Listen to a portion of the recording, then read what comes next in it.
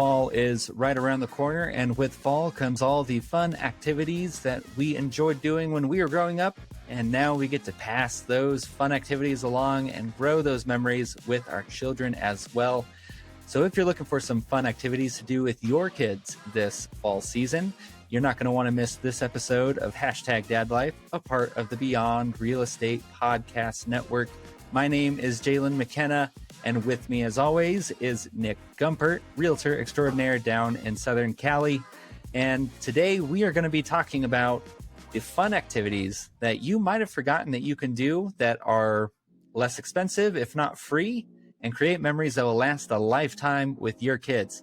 So stay tuned and join us for this week's episode of Dadlife. Welcome to Beyond Real Estate with Jalen, the podcast discussing parenting, real estate, and business. Every week we go in depth on how to become successful in business and life. Jalen, take it away. So when we think of fall, we probably think of the leaves changing, the weather cooling down, and it getting darker earlier if you're in the northern hemisphere. But there's also a bunch of fun activities that we get to do with our kids and that we get to build our memories with them that will last their entire lifetime, if not longer, depending on if you take photos or videos with them, which we highly recommend. So, Nick, what are some of the fun activities that you're looking forward to doing this fall? And what are some of the not only activities outside the home, but even inside the home that you and the family are going to be planning this season? First, starting off to the outdoors, indicative of today and this week, really, Bree's found a few more opportunities to have a run with her mom and her aunt and taking Diego along with her. So I think the runs, the walks, with the temperatures cooling off a little bit, I shouldn't speak too soon because we have a nice heat wave coming through this weekend as well. Nonetheless, fall brings those cooler temperatures, I think, fair to say, overall. And so it just makes it a little bit more enjoyable to be out there at noon, to be out there at 2. So that comes to mind for sure. So it's not to say you can't do that during the summer, but again, just more enjoyable during the fall. And then farmers markets, you definitely have that. In many cities, it's very seasonal, and a lot of cities base it around the fall months for the reasons I already stated. So those are a couple outdoor activities.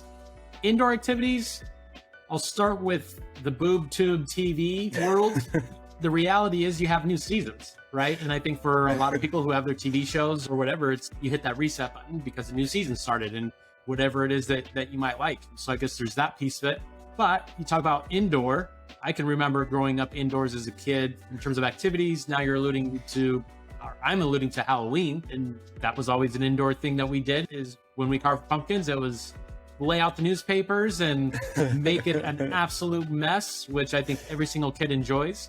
And then let your creativity take you wherever it takes you, whether that's the simple carvings or the complex ones.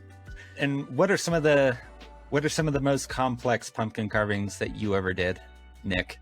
I did a Winnie the Pooh, I remember, just sitting on a log, but that was an outline that was very tedious for me. And then I remember doing a Calvin and Hobbes back in the day. That one's always stuck with me as well. So those two definitely come to mind. For those of you that may not know me, I like art. I like drawing specifically. And so carving a pumpkin was always a cool blank slate for me to see what I could come up with and if I could actually pull it off with some of your tight angles and attention to detail. So I didn't mind that. But Jay, let me throw that one back at you. Any epic ones out there? Epic ones. Yeah, I don't think when people think of fall, they think of epic. Maybe epic scary houses, though. That's always one. No, specifically carvings, though. Oh, epic carvings. Yep. Yeah. No, you can always tell the person that is very gifted when it comes to their art capabilities. And then there's the rest of us, where you have someone like Nick that is drawing Winnie the Pooh on a log. And then you have me that's just doing the straight up smiley face. So that's about the extent of my artistic capabilities. But other indoor things, love getting back into the football aspect of stuff. Got some fantasy football, some money on the line. I like to live dangerously, so that's why $20 every season is what I throw down on my team. But then other things are going to be haunted houses, corn mazes. I was just talking to a friend about finding a good corn maze to go to. not necessarily a haunted one, because the little kids do not enjoy the haunted ones, and I want my kids to be able to sleep in their own room. But those are probably going to be some of those activities that we're looking forward to. And then also you have baseball, the beautiful event of baseball and fall baseball. As of today, for those of you that care, Aaron Judge, the Yankees center field / right fielder MVP, is on his chase to beat the American League home run record, which stands at 61 home runs. And as of recording this, he is currently at 60. So super exciting stuff there. It makes baseball a lot more fun to watch when you have some extra stuff riding on it, like a record. So on that note, though, when it comes to sporting events, Nick, what are you looking forward to when it comes to what's going to be on the boob tube or maybe in person? I know California, you said walks and runs, and I'm sure some of us, whether that be in Colorado or anywhere that's not on a coastline, will be saying walks and runs right now. It's getting chilly. I don't know what you guys are talking. Shoot, Proper sweater weather. Yeah. Yeah, proper sweater. California sweater weather is like anything below 80. Everywhere else, it's you got like, your North Face, bro. It's 75. Like I said, get the North Face. Yeah, it's freezing out there, man. Little brisk. Drive careful. But yeah, what do you got looking forward to when it comes to those sporting events? Anything that you're going to be on the lookout for? To be honest, and again, just share a little bit more about me. Grew up playing soccer, but this is the one time of the year that I follow baseball. Not that I really care, but I want to know definitely what's going on. I have no emotional tie to any team or any player, but because it's playoffs, because it is what it is, I make more of an effort to watch it a little bit more for that reason. Yeah. And that's it. So I do strangely look forward to that because, again, I dislike the sport overall, but I like this time of year for the fact that, like you alluded to, there's something writing on the line, whether it's a record, whether it's a series, whether it's do or die. And that's the American culture, right, of our sporting world. Oh, you finished 8th place. You're terrible. Yeah, you still got a shot to be number one. Yeah. I don't mind that part of it. And then what else? Football. I'm a jack of all trades, so to speak, when it comes to following sports. So I like watching football. I enjoy it enough to say, yeah, I prefer watching that versus I don't know, the news or some TV show that's on a Sunday afternoon. Like, no chance. Put on football. Yeah.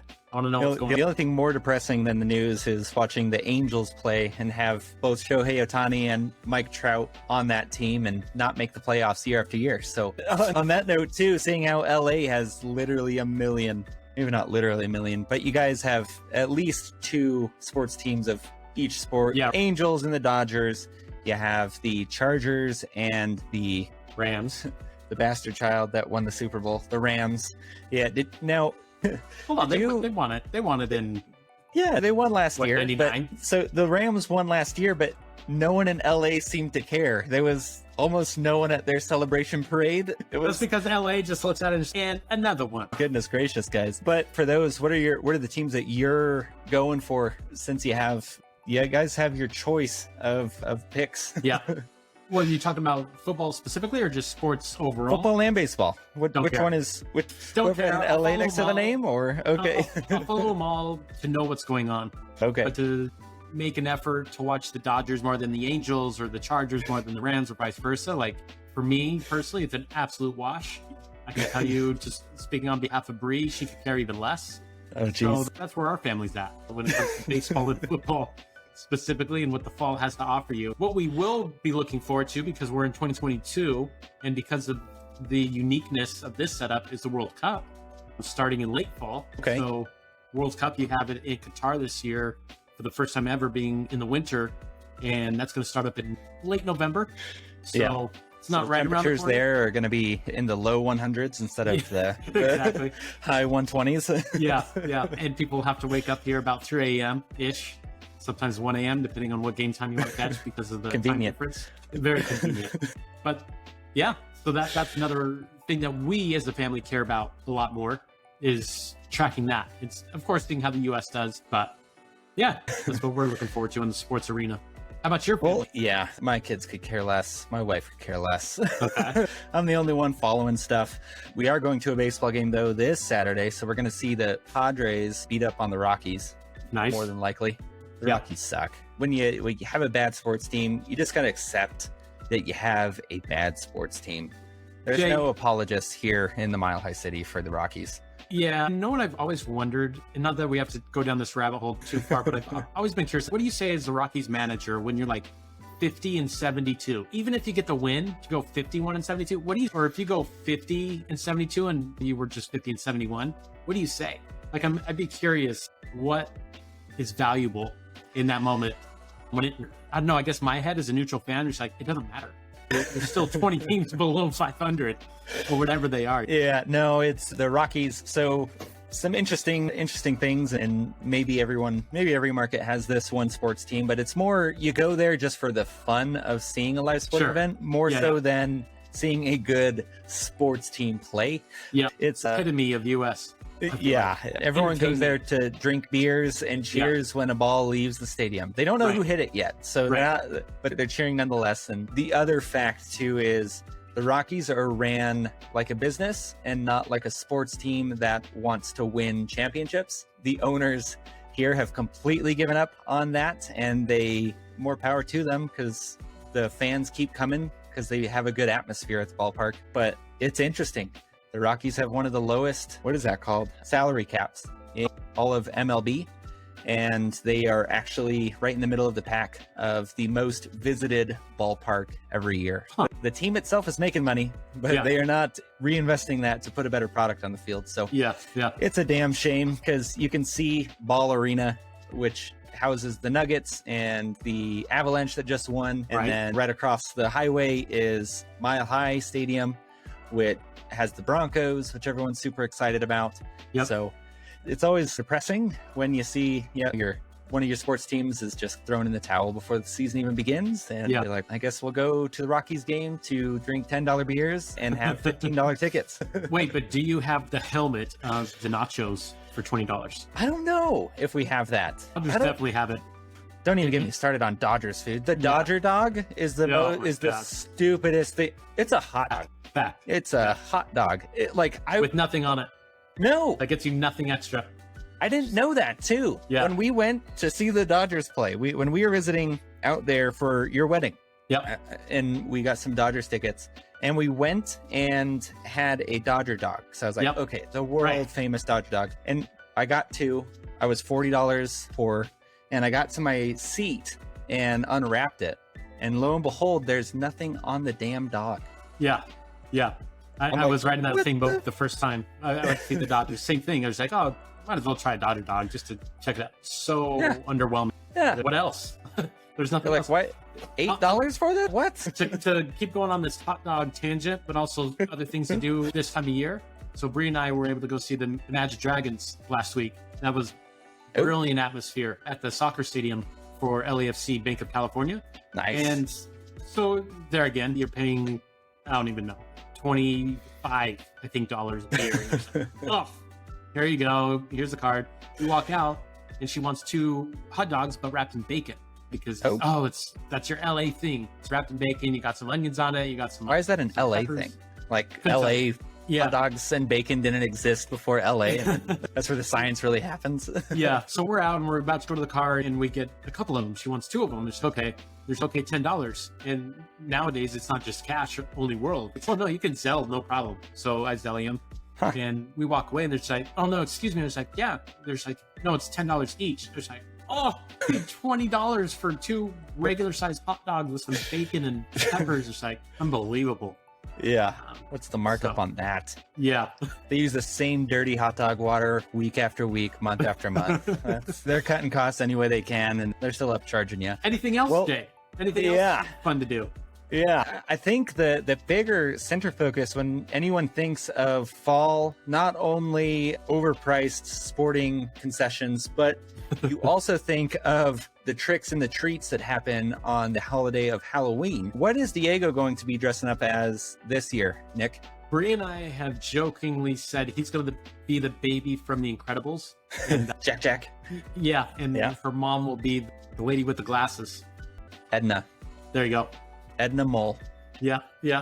So we'll see if that comes to fruition or not, but that's been verbally stated and brought up jokingly. But we'll see. Maybe he'll be Little Forrest. Okay. Little Forrest Gump. I got the Forrest Gump costume from last year. Speaking of cutting costs, it saves a cost. You know what I mean? There you go. There you go. Yeah, we don't know what we're gonna be this year. Okay. I don't know yet. Last year, Not the Karate Kid. where were we? Last year, we were. I remember Soren being Baby Yoda. The year before that, though, was genius. Have you ever heard of the Seagulls on the Beach? No. Never heard. Nope. Hilarious. Sounds terrible. You'll have to go check it out.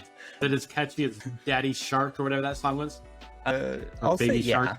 I'll say Wow. yeah. It's pretty fun. It's a funny one though. It's a Star Wars, Okay. and they lip sync over when Yoda, or when Luke Skywalker first meets Yoda, and they lip sync over that, and they collaborate it and mash it up and turn it into a little song called "Seagulls on the Beach."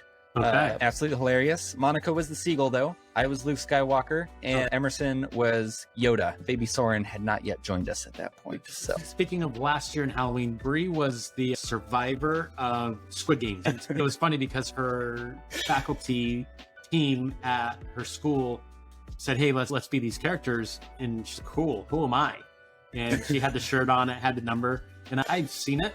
I don't know Yeah. if she's seen it to date.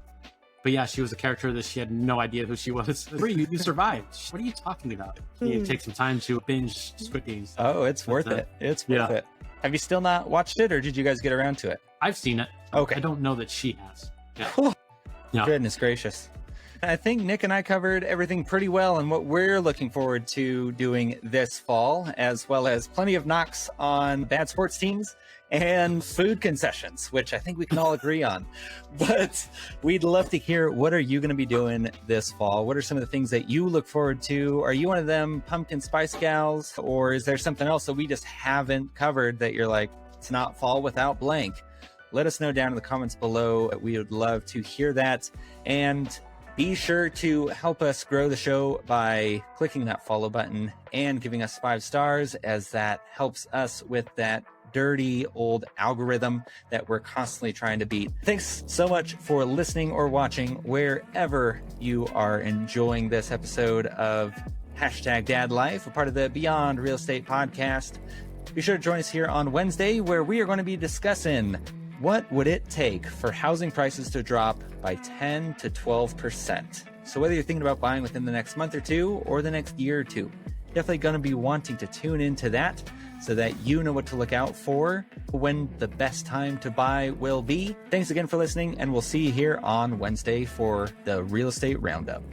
Want to see, hear, or listen to more of Nick's take on California real estate market? Check out my links below. Also, check out the links below for more information on products, books, or references made in this podcast. And please don't forget to subscribe, like, and share.